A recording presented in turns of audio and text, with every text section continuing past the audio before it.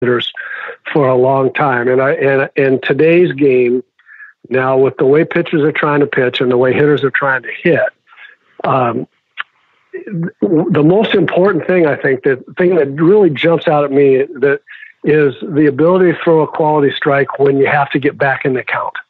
When you don't throw strike one, but you throw ball one, and then you get to 2-1, or which is a really important count, or 3-1, where you can really get hurt.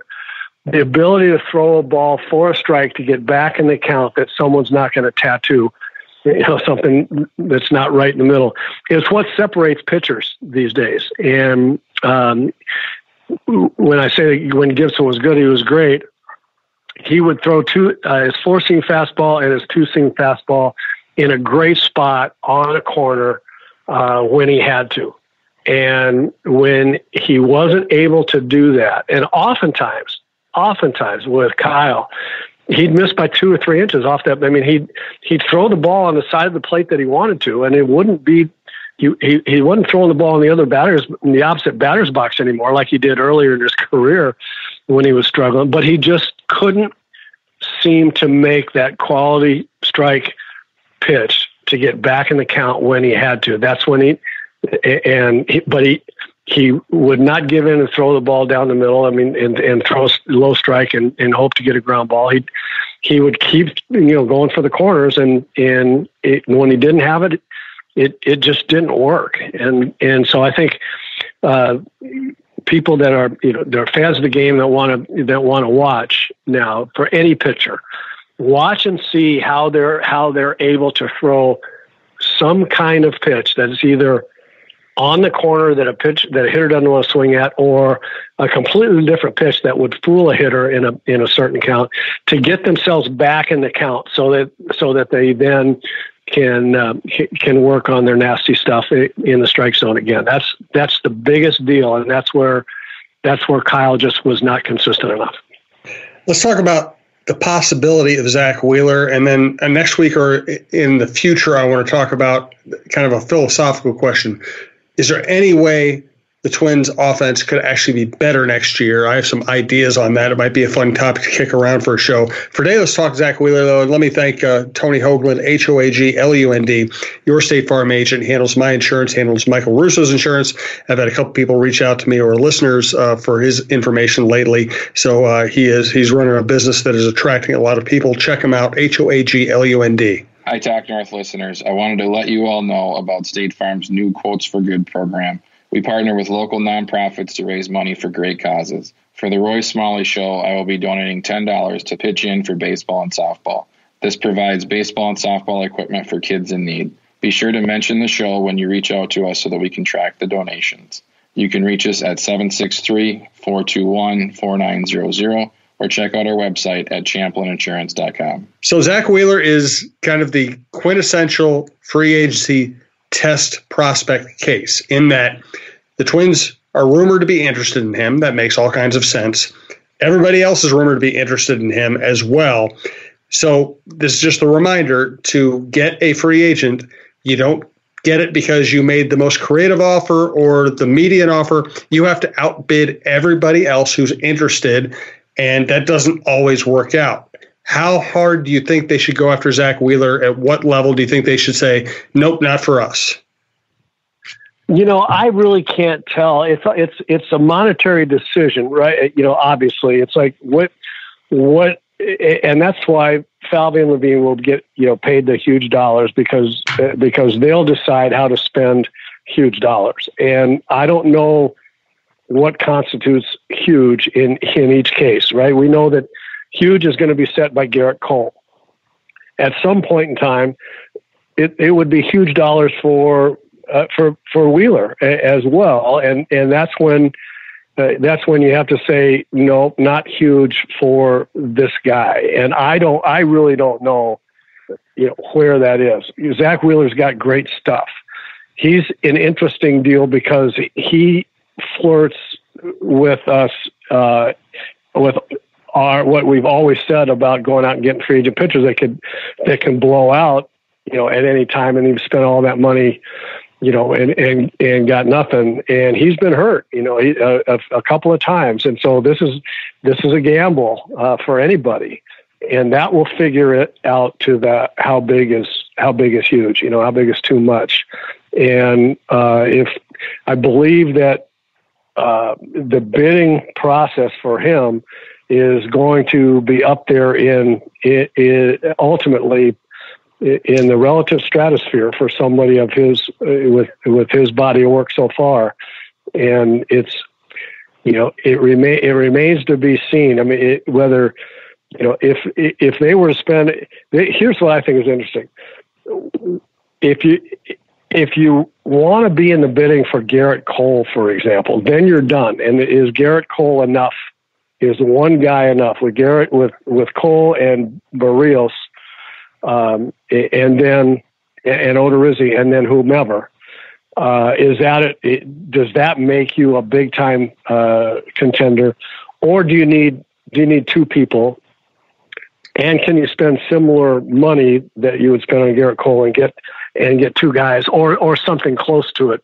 So that's going to be that they're going to have a plan going in that we either are in the hunt for Garrett Cole, or we really realistically know there's no way. And then depending on that decision, they're going to have to say, okay, if we want to get one pitcher, how much will we spend if it's not Cole dollars, and who is it? Or if we want to try to get two, what's the total amount we're gonna commit to starting pitcher payroll? And that's gonna be what's fascinating to see, what their plan is and how they react to what happens in the marketplace. I have a question about taxes and how it applies to decision-making process for free agents. I had somebody in Wilmer, I do a radio hit in Wilmer, ask me this question to him, and I throw it at you. Remember, we have a deal with Bitesquad. The promo code is TALKNORTH, one word, all caps. That will get your first delivery fee waived. After that, I recommend going to Bitesquad.com, see what deals they have in your area, so what restaurants they deliver from. You can sign up for their members-only deal, which will make life very easy. Everything about Bitesquad makes your life easier. Restaurant-quality food showing up at your house or your office or anywhere you want, any time of day. They do a great job. Bitesquad.com, Bitesquad, the app. Upload your information to the Bitesquad app, and that also makes your life easy. So I had somebody ask me today, the fact that Minnesota is considered a high tax state, do you think that would ever be the decision? That would be the decision-making factor for a free agent? Wow, I got to believe that's way down the list. With the kind of agent representation and financial representation that players have now, I'm sure that those folks would be aware of the various tax situations in which state and all those kinds of things, and it would be by the way, but I think first and foremost, there's going to be the total amount of money. Secondly, it's going to be am I really excited about the club I'm going to, and then am I excited enough by those first two things, to pay, whatever, 3, 4, 5% more tax, in Minnesota than I do somewhere else, and so I don't know. I think it'll be a consideration because the advisors will have it on their minds. But I think as a player, the first thing is how much money and do I like the club? And I think that's where that would trump tax issues. Yeah, and that was my answer exactly. I'm glad I actually might have gotten one right for once. One more thought on Wheeler. Reminder, our producer is Brandon Morton. We appreciate his work. And also, please follow us on Twitter at TalkNorthPod so we can hit you up with some developments with the network over the next couple of months. My feeling on Wheeler is, and I have this, because I do a lot of radio hits around the state, I get asked all winter, every winter, about what free agents the Twins are going to sign. And are they going to get this guy? And I almost feel like guilty because I just tell them, are we really going to do this? Are we going to spend, 5 minutes a day for 4 months in the winter talking about somebody that they just aren't going to sign? I almost feel like Wheeler is going to be in that category. I'm sure they're going to bid on him. I'm sure they'd be interested in him. I just can't imagine them being the ones who pay more than everybody else in baseball for a big name free agent pitcher. Am I wrong? No, I don't think you're wrong. I think it would shock the heck out of me if they were to really spend a lot of money on a free agent pitcher. I do believe that they are under a fair amount of pressure. So, and much of it self-directed to get some pitching for this club. There's just, it was so obvious to everybody that they need to pitch better if they're going to compete, seriously for a division title and ultimately to go deep in the playoffs. And they know that. And for them, they obviously know that they can't stand pat where they are and say somebody's going to develop from within the system, or Barrios and Odorizzi are going to be so much better than what we've seen so far. It's not going to matter. I mean, they need help. And so this is actually baseball management the way you and I would like to have it, which is how smart can the front office people be in building a club that makes sense financially. And making sense financially, as we've discussed many times, is not saving the owner's money. It is nearly as much as it is, can we continue to field a competitive club with the payroll that we've developed, or is it going to hamstring us and we won't be able to get over the hump or sustain multi-year excellence because we're paying one or two guys so much money that we can't field. One or two guys on a baseball team aren't going to carry you for 6 or 7 years. You got to have a lot of guys today, and you have to have younger guys or the ability to get other players coming all the time. And so the great finesse is not how much POLAD money should be spent. It is what's the smartest way to continue to build a contending club year in, year out. And we'll talk about this. Final note here. By the way, happy Thanksgiving, everybody. Thank you so much for listening to this show and anything on Talk North that you happen to listen to. We are going to expand the network in the next couple of months, so stay tuned for that.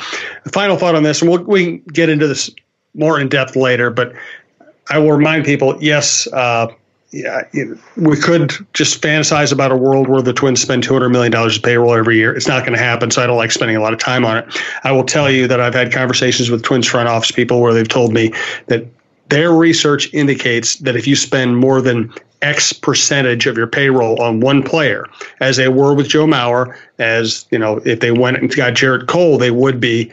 Their research indicates that like 99% of the teams who do that lose. They either lose or they don't justify the expense. They don't win World Series titles. They don't win division titles. So that's kind of where they're coming from, whether you like it or not.